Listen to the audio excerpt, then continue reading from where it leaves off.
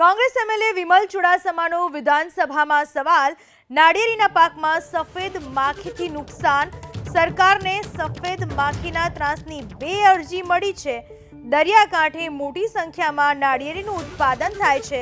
સરકારે સત્વરે દવા મંગાવી ખેડૂતોને આપવી જોઈએ અને ઓડિશામાં નાળિયેરીના પાકને બચાવવા દવાનું સંશોધન કરાયેલું છે।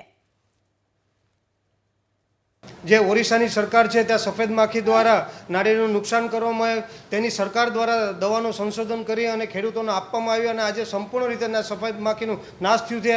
ત્યારે અમે કૃષિ મંત્રીને પણ કીધેલું કે આપને ખબર ન પડતી હોય તો આપ ઓરિસ્સા જાઓ, ત્યાંથી આપની પાસે એવી વ્યવસ્થા ગુજરાતમાં ન હોય તો ઓરિસ્સા જઈને ત્યાંથી દવા લાવવામાં આવે અને આ ખેડૂતોને આપે। ખેડૂતો તે ખરીદવા માટે પણ તૈયાર છે, પણ 3 વર્ષથી પ્રશ્ન પૂછવા છતાં પણ કૃષિ પ્રધાનને ખેડૂતોની કોઈ ચિંતા નથી। એટલે આજે ગીર સોમનાથ જિલ્લાના અને જૂનાગઢ જિલ્લાના ખેડૂતો જેને નાળિયેરીનું વાવેતર કર્યું છે, કારણ કે દરિયા કિનારે નાળિયેરી સિવાય બીજું કોઈ વાવેતર ન થઈ શકે, આજે હેરાન પરેશાન છે। આજે પણ એવો ગોલ જવાબ આપ્યો છે કે ખેડૂતોને વિસ્તરણ તંત્ર મારફત તાંત્રિક માર્ગદર્શન આપવામાં આવે છે, આવો ગોળ જવાબ આપ્યો છે। મારી તો ફરી કહેવાનું છે કે હજી પણ આ ગુજરાતમાં, આપણા ગુજરાતમાં જો આવા કોઈ સંશોધન કરવાવાળા ગુજરાત સરકાર પાસે ન હોય તો કૃષિ પ્રધાન છે ઓરિસ્સા જાય અને ત્યાંથી એ જે સંશોધન કર્યું એની પાસે દવા લઈ અને મારા ગીર સોમનાથ અને જૂનાગઢ જિલ્લાના ખેડૂતોને આ દવા આપવામાં આવે, જેનાથી નાળિયેરીનો નાશ થતાં બચી શકે।